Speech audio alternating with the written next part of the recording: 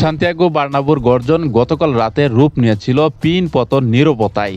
UEFA champions লিগের এক মহানাটকীয় ম্যাচে পেপ গার্দিওলার ম্যানচেস্টার সিটি স্বাগতিক রিয়াল মাদ্রিদকে তাদেরই ঘরের মাঠে 2-1 গোলে পরাজিত করে গত মৌসুমের হারের এক মধুর প্রতিশোধ নিয়েছে। তবে ম্যাচের ফলাফল ছাপিয়ে বড় হয়ে উঠেছে কিলিয়ান এমবাপ্পের অনুপস্থিতির শূন্যতা।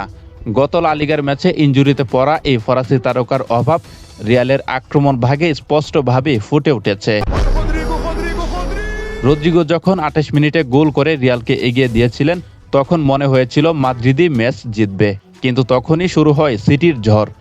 নিকো রিলি ও আর্লিং হালান্ডের পেনাল্টি গোলে প্রথমার্ধেই খেলার মোড় ঘুরে যায়। গতকাল রাতে উয়েফা চ্যাম্পিয়ন্স লিগের ম্যাচে মুখোমুখি হয় রিয়াল মাদ্রিদ এবং ম্যানচেস্টার সিটি। ম্যাচের শুরু থেকে দুই দল আক্রমণাত্মক ফুটবল উপহার দেয়। 28তম মিনিটে জুড বেলিংহ্যামের দারুণ পাসে বল পেয়ে রদ্রিগো যখন ম্যান সিটির জালে বল জড়িয়ে দেন তখন বার্নাব্যুতে উৎসব শুরু হয়। মনে হচ্ছিল এই বুঝি রিয়াল মাদ্রিদ ম্যাচের নিয়ন্ত্রণ হাতে নিয়ে নিল। কিন্তু ম্যান সিটি তো দমে যাওয়ার পাত্র নয়। মাত্র 7 মিনিট পরেই 35তম মিনিটে রিয়াল গোলরক্ষক থিবো কোর্তোয়ার হাতে বল লেগে আসা ফিরতি বলের সুযোগ কাজে লাগিয়ে নিকো রিলি গোল করে সমতায় ফেরান। এই গোলের ধাক্কা সামলাতে না সামলাতেই 43তম মিনিটে অ্যান্তোনিও রুডিগার আর্লিং হালান্ডকে ফাউল করলে পেনাল্টি পায় সিটি। স্পট কিক থেকে নরওয়েজিয়ান তারকা হালান্ড ঠান্ডা মাথায় গোল করে প্রথমার্ধেই ম্যানচেস্টার সিটিকে 2-1 গোলে এগিয়ে দেন। দ্বিতীয়ার্ধে সমতায় ফেরার জন্য রিয়াল মাদ্রিদ মুরিয়া হয়ে আক্রমণ চালায়। ভিনিসিয়াস জুনিয়র এবং রদ্রিগো বেশ কয়েকটি সুযোগ তৈরি করলেও সিটির রক্ষণ এবং গোলরক্ষক দোন্নারুম্মার ধীরতায় তারা সমতায় ফেরাতে ব্যর্থ হয়।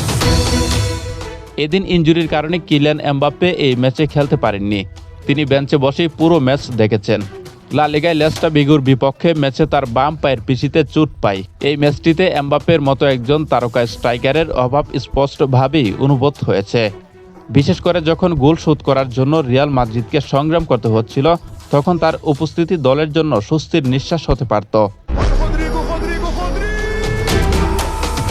তার অবর্তমানে রিয়ালের আক্রমণ ভাগকে নেতৃত্ব দিয়েছিলেন তরুণ গনসালো গার্সিয়া, কিন্তু তিনি এমবাপ্পের শূন্যস্থান পূরণ করতে পারেননি। ফলে নিজেদের ঘরের মাঠে 2-1 গোলের পরাজয় বরণ করে নিতে হয় জাভি আলোনসোর শিষ্যদের। তবে এদিন ব্যবধান আরও বাড়াতে পারত যদি না রিয়ালের গোলপোস্টে চীনের প্রাচীরের মতো থিবো কোর্তোয়া না দাঁড়াতো।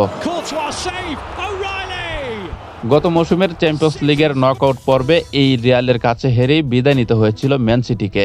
সেই হারের জ্বালা মিটিয়ে সিটির জন্য অত্যন্ত গুরুত্বপূর্ণ ছিল এই ম্যাচের জয়। এই জয়ের ফলে ম্যানচেস্টার সিটি গ্রুপ টেবিলে 4র্থ স্থানে উঠে এসেছে।